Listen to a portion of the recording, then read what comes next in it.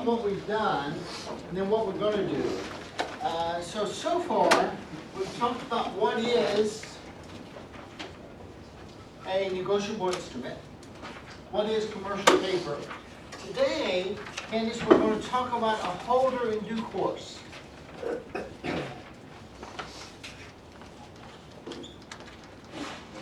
We'll learn, Candace, that there's a holder. And Candace, to be a holder means what? To hold it, to have it. But to hold it in due course is the high status that you can have, because next time we're talking about defenses. Or, David, I really don't want to pay. And there are two types of defenses. There's a real defense, and there's a personal defense. David, a real defense deals with the instrument itself. And we've already talked about this before. Alex, remember when you got Tom Brady to autograph the deflated football, and on that football was a promise to pay you $10,000. That is a problem, David, with the instrument itself. However, a personal defense would not be a problem with the instrument, but a problem with the underlying transaction. For example, a breach of contract. Now, a holder in due course, Kayla, will defeat a personal defense. A holder in due course will defeat a personal defense. Or stated the other way, Brandon, if I'm a holder in due course, and I present the note to you and I say, pay me, you assert a personal defense, you will be unsuccessful. However, if it's a real defense, Kayla, then it will be unsuccessful. Therefore, a holder in due course defeats a personal defense. Therefore, Candace, who is a holder in due course is a very important concept that we'll talk about today. The other thing that we'll talk about, Candace, is, and we've already done this, order versus bearer paper. Order paper versus bearer paper. And so I have a document, Candace, that says, pay to the order of Candace. That is what kind of paper? Order or bearer? Order. Order, because, and when what I call it order, because it's paid to a particular person. Which means that if you have a document that says pay to the order of Candace, that's an order paper. But then you negotiate it over to Cindy, then that becomes Cindy a bearer paper, which means that anybody could cash it in. The other thing that we talked about last time is predated and post-dated checks. So Megan, we talked about a predated check last time. For example, it's now February, and I want to make a donation to my church, but I want to take a deduction for it on my 2014 tax return. Well, the problem, Kobe, is that if I made the donation now, it wouldn't count in 2014, it'd count in 2015. So Megan, what do? Put a wrong date on it. I predate the check. I date it in December 28th. Now, Kobe, that has some ethical and some legal and some tax issues and some gap issues, but does it have any issues as to negotiable paper? Now, why would I want to post-date a check? Let's suppose, Megan, that you operate a small business. And let's suppose this small business is now losing money. And you're going to try, in early January, you're going to try to get a bank loan. So therefore, Megan, you want the financial statements to look as good as possible. But today, you need some supplies. You need to buy $10,000 worth of supplies. So Amelia, what you're gonna do, I don't know. post date the check. That makes sense? Then you've got a check that has a date of 2015, which will go against next year's income statement. Now, are there some audit issues here, Kobe? Because that should be charged against 2014 income, because she spent the money in 2014. There are also some legal issues, and there's certainly some ethical issues, but Kobe, from the standpoint of negotiable paper, does it matter? No. So, there are legal and tax and ethical and gap and audit issues associated with these things, but there are no negotiable instrument. So let's look at the assignment for today.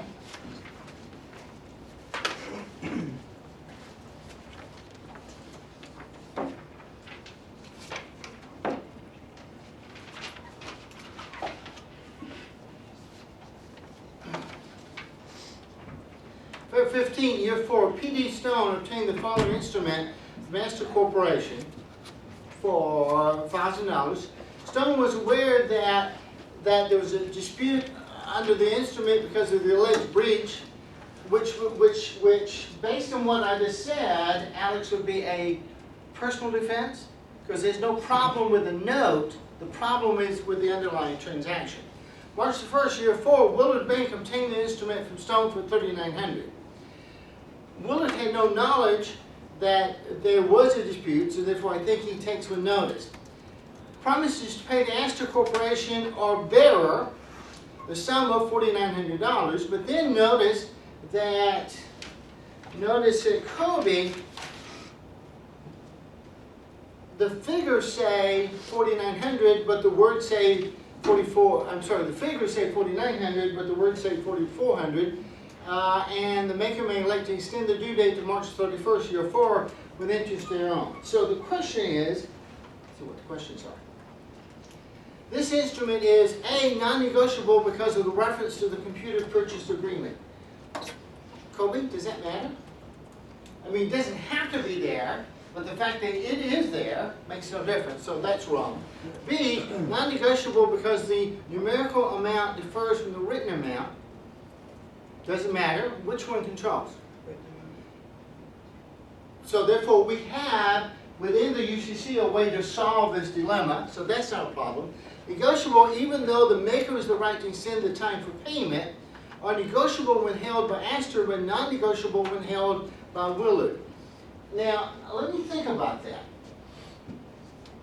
Kobe so the answer is either C or D. Did the bank do anything wrong? Don't think the bank did, so we shouldn't penalize the bank. And so I don't think the answer is D, so C. But notice that Kobe in the note itself, the maker has the right to extend the date. Can he extend it for an indefinite period of time? No, it's up to a certain date, so therefore there's no uncertainty about the last time the note would be due. Therefore, Alex, the answer is C as in Charlie. Kobe, you agree? Yes. Question number 2. And since and notice, Jody, this format is a very common format of the exam. Basically, they give you two or three and say which are true and which are false. So let's see. Let's turn it into a true/false question. Jody, the instrument must be in writing, be signed by both the drawer and the drawee. True or false? False. And what makes it false is and the drawee. Because Kobe, if I wasn't reading that carefully, I might have missed that. Now Kobe, the next thing, the instrument must state a fixed amount of money, be payable to demand, or at a definite time, and be payable to either order or to bearer. I think, Kobe, that's the classic definition of what a negotiable instrument is. Fixed amount of money, be payable on demand or at a definite time, and be paid to either order or to bearer. So therefore, 1 is false, 2 is true, so Kobe's answer is B as in boy. Question number 3. Michael, I'll read you. Under the Negotiable Instruments article of the UCC, which of the following instruments makes the negotiable requirements of being payable in demand at a definite date? So Michael, let's start with A. A promissory note payable 1 year after a person's marriage. What's the problem? Marriages.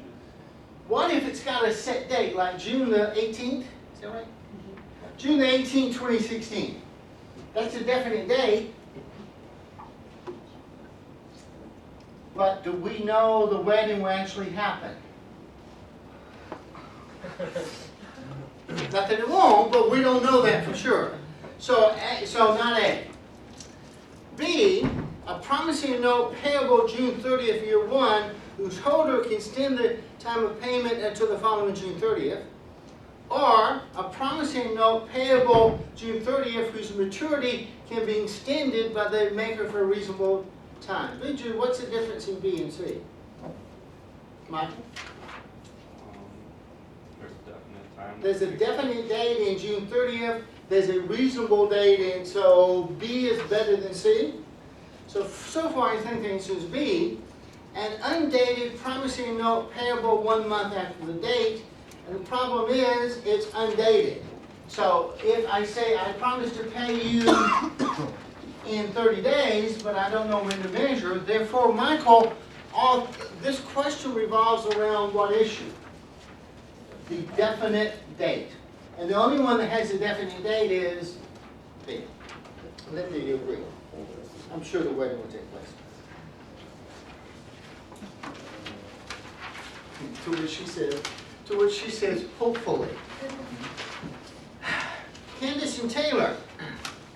Candace, in general, which of the following statements is correct concerning the priority when checks drawn? Candace, let's think about a bank. A bank might receive, I don't know, what do you work for a bank? How many checks you get a day? 200. Small bank. A large bank may get 10,000. And so think about it from the standpoint of the bank. The checks may be charged to the account in any order determined convenient to the bank. Or checks may be charged to the account in any order provided no charge creates an overdraft. Let me think about that. Candace, I don't know there's an overdraft to apply the check. And so what this says, if B is true, that means that I've got to apply it and then take it back if there's an overdraft, and then, so B can't be correct. C, the check should be charged to the account in the order in which the checks were drafted. So that means that Jody, we have to, not Jody, Taylor, sorry. Taylor, that means that the bank would have to put the checks in order, chronological order. And then D, the checks must be charged to the account in the order of lowest amount to highest amount. And it seems like, Candace, B, C, and D all impose more complexity to the bank. And frankly, Taylor, I can't see a good reason to impose that. And even if we did, Candace, who's going to enforce it? Is the government going to send somebody out to watch them? I mean, they can't even get a website to work. So therefore, damn, I sound like Kelsey, I sound more like a Republican every day. Andrew's having a bad influence on me. Therefore, the answer, Candace, is A. Taylor, you agree? Yes. Because, and notice, Candace, even if I did not know the answer, I could reason through it by saying, is this reasonable to impose this burden on the bank? Question number 5. Third corporation agreed to purchase goods from Silk Corporation. Third could not pay the goods immediately. A draft was then drawn by Silk, ordering Third to pay Silk the price of the goods at a specified future date, and so forth. Well, first of all, this is, who is this? This is Taylor and Kelsey. Taylor, do you see any evidence that a bank is involved in this? No. I see no evidence a bank is involved. Therefore, that means, Taylor, I can eliminate C and D. Kelsey, you agree? I agree. So therefore, the answer is either A or B. And tell me, Kelsey, what a letter of credit is. You give the money and they. Well, there's no money. There's no money, you've got a promise to pay money. Right. So it's a letter of credit. So I'm going to send you down to, I want to send you to Columbia to be my agent to buy stuff for me, and I'm going to give you a letter of credit. So a letter of credit is negotiable paper, but it's in the future. Okay. What then is a trade acceptance? That would be where the deal's already done. Yeah. So trade acceptance is looking back, a letter of credit is looking forward. Now, Kayla, you agree? Mm-hmm. Now that I know that, let me read the facts. We agreed to purchase goods from Silk. Third could not pay for the goods immediately. Therefore, Kayla already had the goods. So I'm not looking forward, I'm looking back. Therefore, the answer, Kelsey, is A, trade acceptance. Kayla, you agree? Now, question last, David and Greg. David, tell me what a certified check is. And what's the difference in a certified check and a regular check? You come to me and you offer to buy my car and you give me a check for $10,000. Now, the only thing I know about you is that you're an IT person, which means, Taylor, frankly, I don't trust you. Therefore, Greg, would you share my concerns? Yeah. So I'm going to say, give me cash. And he says, well, I don't have that much cash on me. He makes him out of the wallet. And then he says, I'll give you a certified check. Am I going to take that? Sure. So David, what is a certified check? Who certifies a certified check? Maybe that's maybe that's what a CPA does. I'm pausing for you to realize that's a dumb question. So what is he's thinking about it. So what's a certified check? Who certifies it? The bank. So then if you don't like the word certified, use the word guaranteed. Therefore, the bank is guaranteed that the money is good. Therefore, Greg, it's not a matter of trusting David, it's a matter of trusting the bank. So now, let's see which of these is true. So which of the following conditions occurring subsequent to the endorsement will discharge all the endorsers? Lack of notice of dishonor. I don't see any evidence of that. Late presentment. I don't see any evidence of that. Insolvency of the maker. I don't see any evidence of that. Certification of the check. David, the answer is D. Because once the bank has guaranteed it, then all these other people are off the hook. Questions on this? So,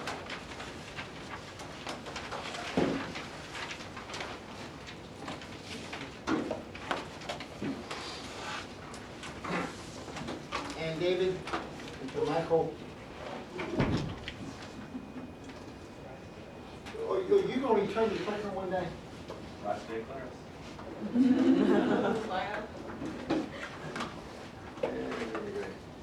A transfer by negotiation creates a holder. Candace, we talked about this already. The holder is one who holds it, who receives the rights of a previous possessor. There are two methods of negotiation to make the receiver a holder, depending upon whether the instrument is an order or a bearer instrument. And Candace, you told me order paper is payable to a person, and bearer paper is payable to the one who owes it. So, if it's an ordered instrument, then Candace, I must endorse it and deliver it. I must endorse and deliver it to the other person. I have to have both. If it's for bearer, then I don't have to have delivery, because why? Why don't I have to have delivery, Candace? Because it's not going to a specific person. And I already have delivery for it to be a bearer document. So therefore, in that case, you only have to have an endorsement. Is the endorsement and signature with or without additional words or comments? A blank endorsement does not specify anything particular. It simply tenders your signature. And this is an example. So just suppose, Candace, that this was made a check or a note or a draft made payable to Mark. Mark has endorsed it, which now turns this into bearer paper. Follow that? Mark has endorsed it with no limited words. Therefore, Kelsey, what used to be an order document is now a bearer document, which means whoever gets it can now negotiate it for them. Then there's a special endorsement, contains a signature and identifies the payee. So, Taylor says how signs it.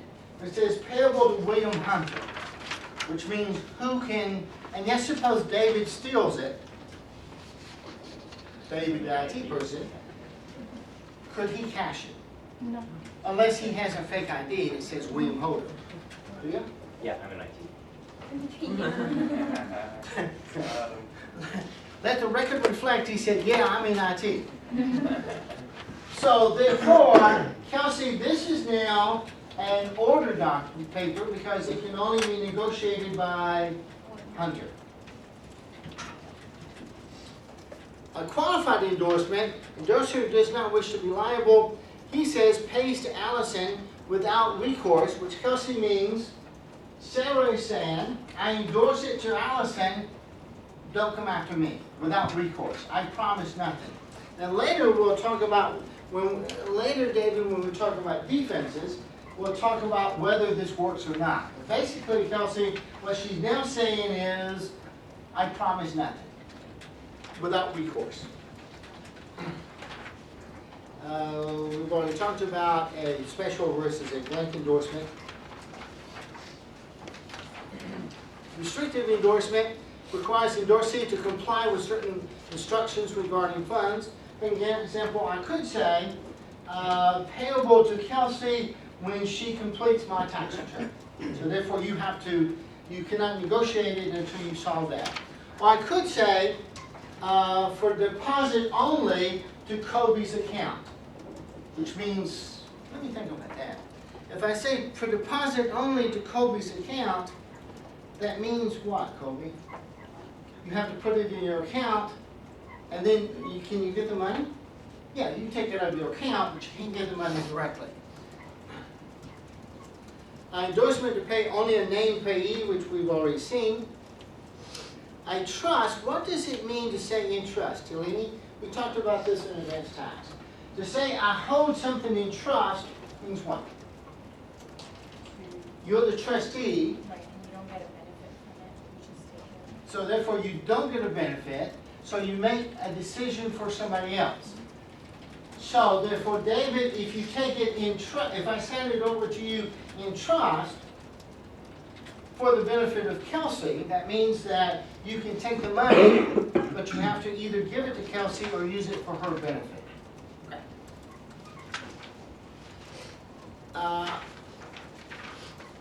In the following slide, it tells you how you convert order instrument to bearer and vice versa.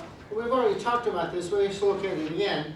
You see, David, in this case, Jesse has signed it with nothing, with no qualifications, therefore this is now bearer paper. So even though it was order paper before, it's now bearer paper. And even though this may have been bearer before, it's now order because Kelsey can only be paid to Mark. So Mark is the only one that can negotiate further. So Michael, a note could change hands. We could have a note with 5 endorsements before it's finally cashed in. So Michael, we could convert from bearer to order to bearer to bearer to order to bearer. Every time we endorse it, we potentially change it. So Taylor, again, if you sign it with just your name, then it becomes bearer paper. If you sign it with a qualification, a modification, then it becomes order paper, and you could go back and forth. I have a good question Yes. about that. The bank I worked at was really small, and so they made the decision that they wouldn't take third-party checks for you just like that. Is that something that you could act upon? Is that something you could? Like, could you say why, if they won't take that check just because it's a third party? Is that And something- so what recourse do I have? Yeah. I've none, because that's their choice, and they want any third-party checks?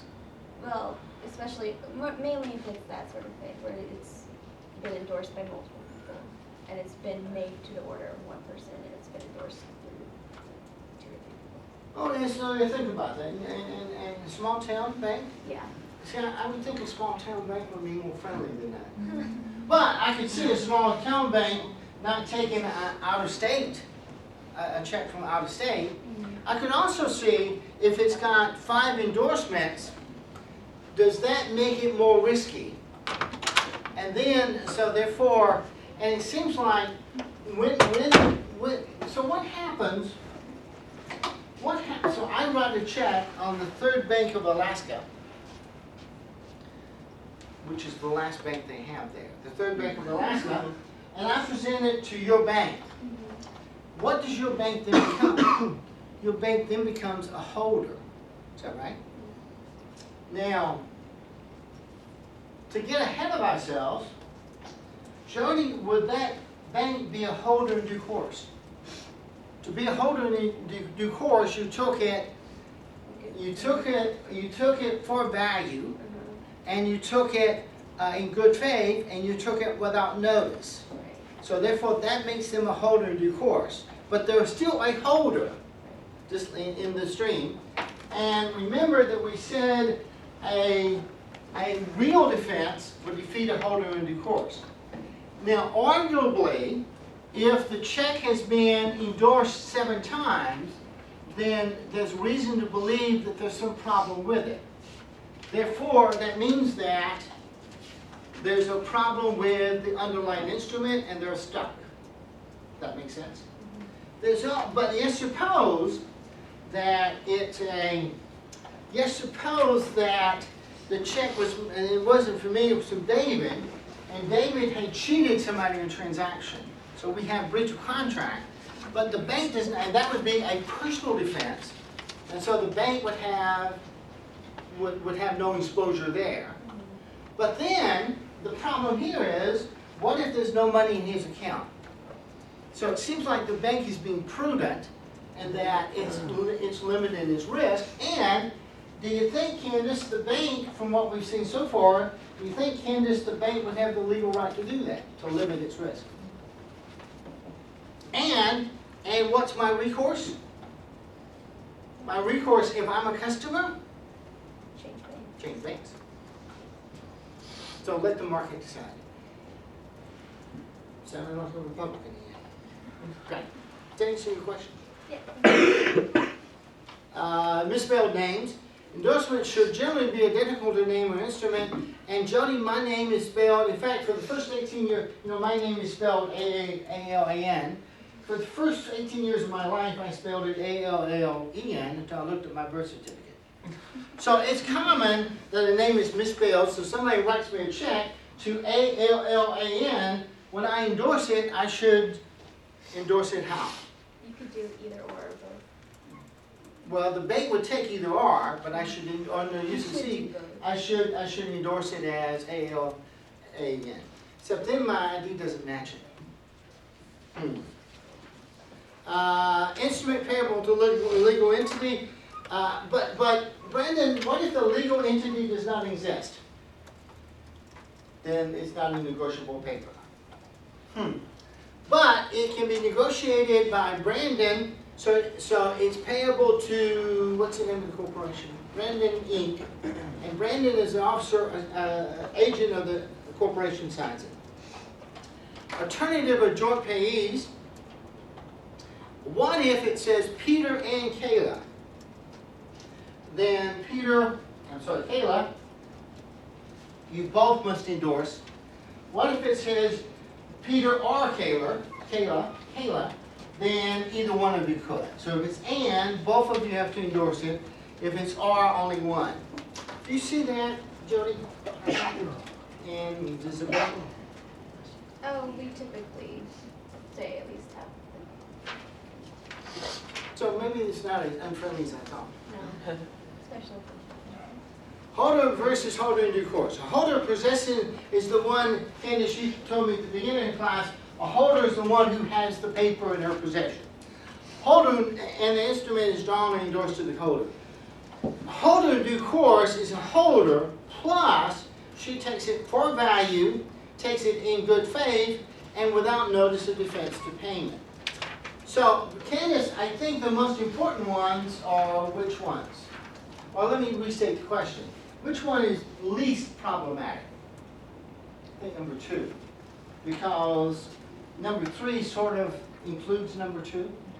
So, you take it for value, you take it in good faith, and remember that good faith is assumed by the UCC, by all parties, and you take it without notice that there's a problem. So, taking for value. For value is not the same as consideration, we'll see that. However, gifts or inheritance are not for value. So, Candace, if you get it as a gift from, say, Peter, then you paid nothing for it. Therefore, you're not a holder, you're a holder, but you're not a holder in due course. Holder can take for value by performing a promise. So, Talini, you have promised to sing at Linda's wedding, if it happens. And I'm sure it will, but you never know. And she gives you a note. Now, your promise to sing at her wedding is valid consideration under general contract law. But does this make you a holder in due course? And the answer is no, not until you actually do your promise. Because you have promised to do something, but you have not actually done it yet. Acquiring a security interest or other lien in the instrument is for value, which means that Talini, you would be a holder of the note, but not a holder in due course. Now, you still have all the rights that you had previously under contract law, but you have less rights here.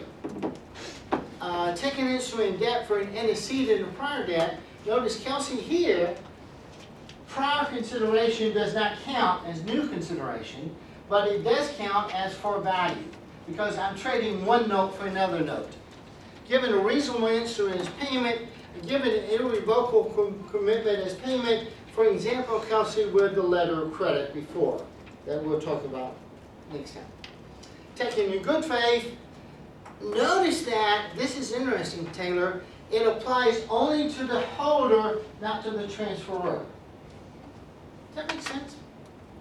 Yeah, I think so, because Brandon, the issue here is what rights does the holder have? Does the holder have the right of holder in due course? Because she has more, and so therefore we look at her good faith, not the good faith of the one who gave her the note. So, let's think about that. So, David steals a bare instrument. So, Candace has a, so I write a check to Candace. Candace does a blank endorsement and gives it to, I write a check to Cindy, which is a order paper. She endorses it and gives it to Candace, and it's now bearer paper, which means whoever has it can cash it. David steals it and then gives it to the bank. Now, David was wrong, but Kobe, did the bank do anything there? Unless they had notice, which in my house they don't. So I think Taylor the rule does make sense. We apply the standard to the holder. So the fact that Jody, the person that the bank got it from, acts in bad faith, does not mean the bank is in bad faith. Okay. So therefore, Candace, you're correct. This one, this particular standard is there, but it's not particularly problematic. Number 3, taken without notice. So then the question is, notice of a defect. Then the question is, what's notice? You knew or should have known that the note was overdue, that it's been dishonored, or you have knowledge of any suspicious event. For example, David has been arrested 5 times for passing bad checks, and we know that. Jody, does that change whether or not the bank acted in good faith? They had noticed that you can't trust this guy.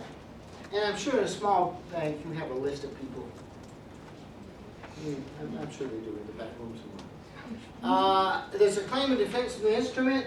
The instrument is so irregular, incomplete, or bears such evidence of forgery, its authenticity is called into question. And Jody, you talked about the example of the check with 7 endorsements. Holder in due course summary. Holder in due course is one, and I think, Kelsey, this is the third time we've done this.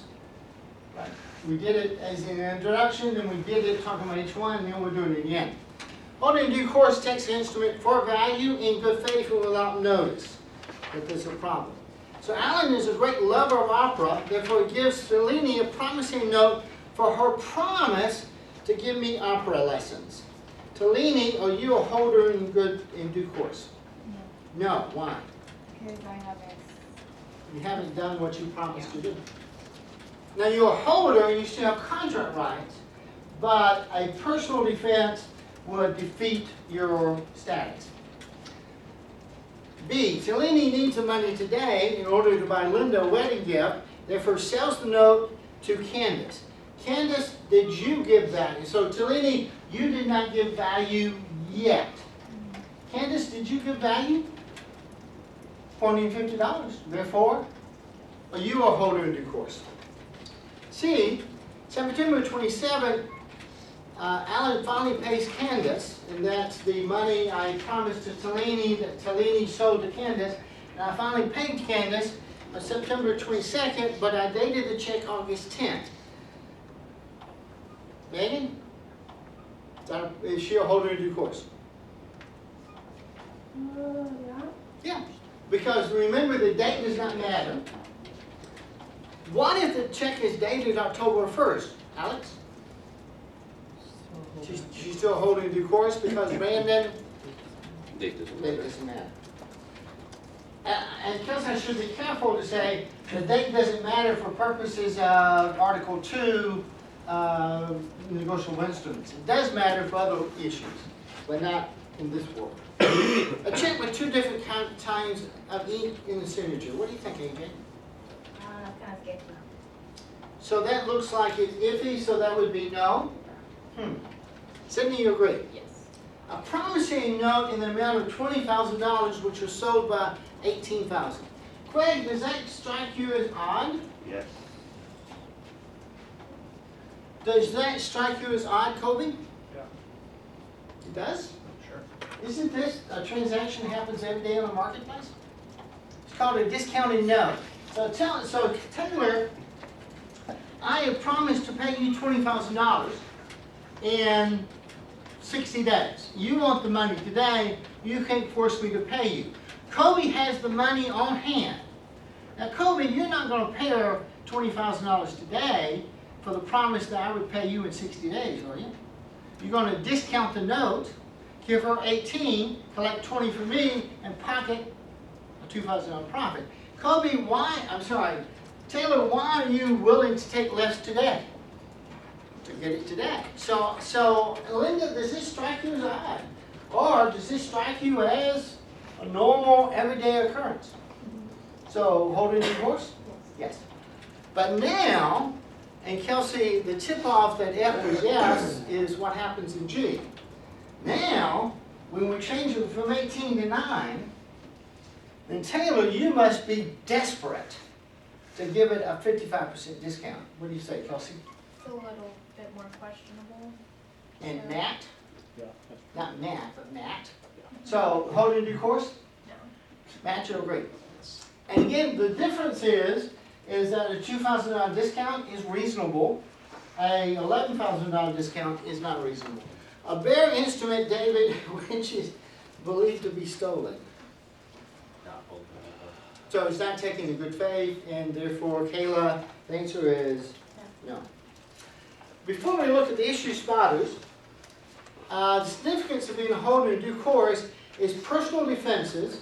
And Kelsey, Candace noticed at the beginning of class, a personal defense revolves around the underlying transaction.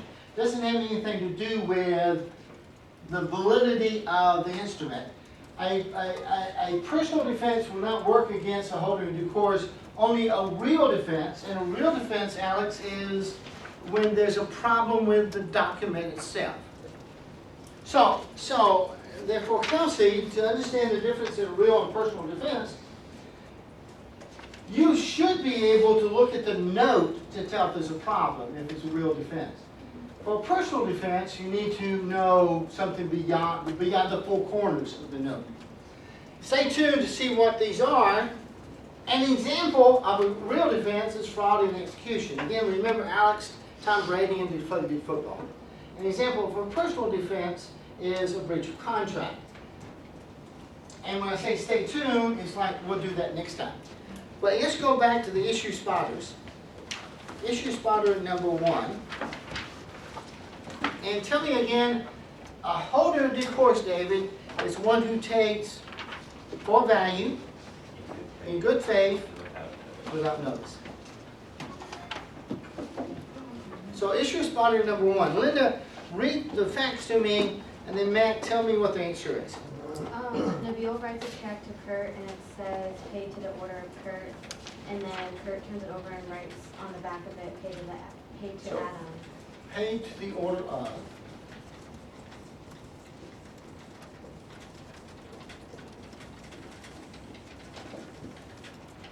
And then the endorsement says, Pay to Adam. pay to Adam. So Matt, the question is, what kind of endorsement is this? And what kind of paper is this? Matt, we have two types of paper, order and bearer. What kind of paper is it to begin with? Order, because it's payable to Kurt. And then what kind of endorsement is this? Is that a special It's a endorsement? special endorsement, and what's special about it? Can only be paid to Adam. And it was order paper before, what is it now? It's still in order. It's still order paper because it's payable to a certain person. So now Matt, issue spotter number 2, read the story to us, and Kobe, or tell us the story, and Kobe, tell us what the answer is. Ben contracts with Amy to fix her roof. Amy writes Ben a check, but Ben never makes the repairs. Carl knows Ben breached the contract but cashes the check anyway. Can Carl become an HTC? Why not? What do you think? Kobe? No, Why not? because he has no connection to it. I don't think so. So holder of due course doesn't say anything about having a connection to it. Kelsey, tell me again. For value, in good faith, without notice. So, let's see again. Matt, tell me the story again. Ben contracts with Amy to fix her roof. Amy writes Ben a check, but Ben never makes the repairs. Carl knows Ben breached the contract but cashes the check I anyway. like the way notice you emphasize the word knows. So he knows that there's a problem, and since he knows that there's a problem, does he take without notice? No. Therefore, he cannot be a holder in due course. And I think, Taylor, that just seems fair. Now, Matt, I'm going to change the problem. How do you think I'm going to change the problem? He's not going to know. He does not know. So therefore, the underlying transaction, Kelsey, is bad. But Carl does not know that. So is Carl now a holder in due course? And he would be able to defeat the breach of contract, which is their personal defense. But not if he had notice. Now, of course, Matt, that becomes an evidentiary question as to did he or did he not. But then, Kelsey, we don't have to deal with evidentiary questions on the CPA exam. Very good. Next time, we'll talk about more issues about negotiabilities and real and personal defenses. Otherwise, I really don't want to pay.